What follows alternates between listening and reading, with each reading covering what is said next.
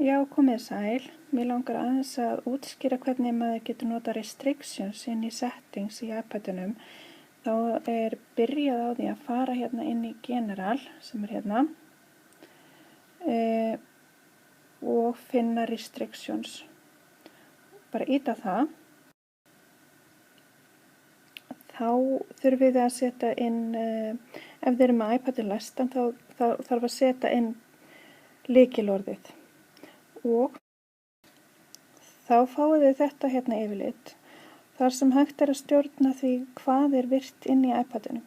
Þannig að ef þið viljið til dæmis að nemendur getur ekki tekið appinn sjálfur út, þá bara þrýstið hérna til vinstri.